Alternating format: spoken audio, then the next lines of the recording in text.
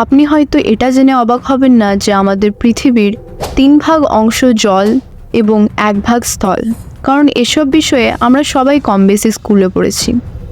এখনো পর্যন্ত আমরা পৃথিবীর সেই অংশটাই দেখি যেখানে মানুষ বাস করে, কিন্তু এটি হলো তার বিপরীত দিক, যেখানে দূর দূর কোনো ল্যান্ডমাস নেই, শুধু জল আর জল। এটি হলো প্রশান্ত মহাসাগর, যাকে ইংলিশে প্যাসিফিক ওশিয়ানও বলে। আর আজকে আমরা তার বিশালতা ও গভীরতা সম্পর্কে আলোচনা করব। স্পিক লাউডের এই ভিডিওতে আবারও আমি আপনাদের স্বাগত জানাই। আমাদের পৃথিবীর জলের ভাণ্ডারটি 5টি আলাদা আলাদা অংশে বিভক্ত: আটলান্টিক মহাসাগর, ভারত মহাসাগর, প্রশান্ত মহাসাগর এবং সুমেরু ও কুমেরু মহাসাগর। আজ আমরা শুধু প্রশান্ত মহাসাগর সম্পর্কেই জানব। প্রশান্ত মহাসাগর একাই এতটা বড় যে পেরু এবং চিলির মাঝে যদি কোনো গর্ত করে সেই গর্তের ভিতর দিয়ে পৃথিবীর অপর প্রান্তে যাওয়া হয়, তাহলে দেখব যে গর্তটি প্রশান্ত মহাসাগরেই গিয়ে শেষ হচ্ছে। এটিকে অ্যান্টিপোড বলে। আর প্রশান্ত মহাসাগরে এরকম একটি নয়, অনেক অ্যান্টিপোড উপস্থিত রয়েছে। এই মহাসাগরের বিশালতা জানতে হলে আরও শুনুন। আমাদের পৃথিবীর পরিধি হলো 40,000 কিলোমিটার, অর্থাৎ যদি কোনো পয়েন্ট থেকে একটা জাহাজ উড়তে শুরু করে, তাহলে 40,000 কিলোমিটার গোল করে ট্রাভেল করার পর সেম জায়গায় এসে পৌঁছাবে। প্রশান্ত মহাসাগরে এমন স্থানও রয়েছে যেটি পৃথিবীর পরিধির অর্ধেক, অর্থাৎ 20,000 কিলোমিটার।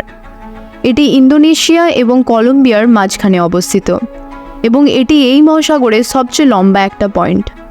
এটি শুনলেই অবাক লাগে যে ইন্দোনেশিয়া এবং কলম্বিয়ার মাঝে প্রশান্ত মহাসাগরের যে অংশটি রয়েছে, সেখানে একটা নয় 5টা চাঁদ ধরে যাবে এবং তারপরেও কিছু অংশ খালি থেকে যাবে।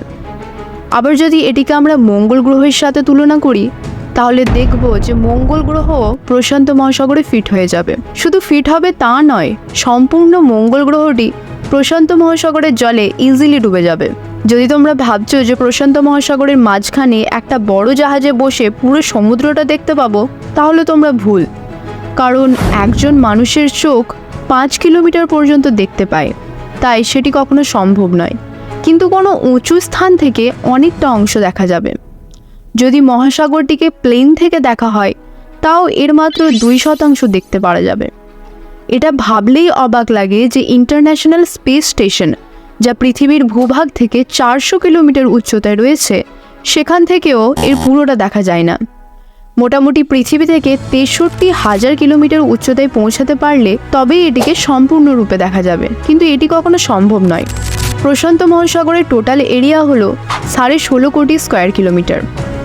এই এরিয়ার মধ্যে পৃথিবীতে যত ল্যান্ড রয়েছে সব ঢুকে যাবে, কারণ পৃথিবীর টোটাল স্থলভাগের এরিয়া হলো 14 কোটি স্কোয়ার কিলোমিটার। তো স্বাভাবিকভাবে আমাদের পৃথিবীর সকল দেশ আর তার সাথে নদী, নালা, পাহাড়, পর্বত সব অনায়াসে এখানে সেট হয়ে যাবে এবং এরপরেও এতটাই জায়গা খালি থেকে যাবে যে সেখানে ভারতের মতো আরও 8টা দেশ ঢুকে যাবে। এটা মনে থাকে জানো যে এখনও পর্যন্ত আমরা শুধু প্রশান্ত মহাসাগরেরই কথা বলছি।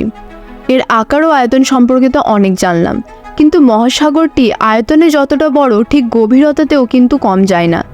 প্রশান্ত মহাসাগরের এখনও পর্যন্ত খুঁজে পাওয়া সবচেয়ে গভীর পয়েন্ট হলো চ্যালেঞ্জার ডিপ ট্রেঞ্চ। এটি সমুদ্রের নিচে 11 কিলোমিটার পর্যন্ত বিস্তৃত, অর্থাৎ পৃথিবীর সবচেয়ে উঁচু ইমারত বুর্জ খলিফার থেকেও 10 গুণ বেশি। এরকম আরও 3টি 10 কিলোমিটার গভীর পয়েন্ট রয়েছে। এবার কয়েকটা দারুণ ফ্যাক্ট জেনে নেওয়া যাক প্রশান্ত মহাসাগর সম্পর্কে। পৃথিবীর 75% অ্যাক্টিভ ভলকানো প্রশান্ত মহাসাগরেই উপস্থিত। এখানে 25,000-এরও বেশি বদ্বীপ রয়েছে এবং তার মধ্যে মোটামুটি 1000টি দ্বীপে এখনও পর্যন্ত মানুষ পৌঁছাতেই পারেনি। আজ থেকে ঠিক 509 বছর আগে ফার্ডিন্যান্ড ম্যাগেলন নামক একজন ব্যক্তি পুরো প্রশান্ত মহাসাগর পার করেছিলেন এবং তিনিই এর নামকরণ করেছিলেন।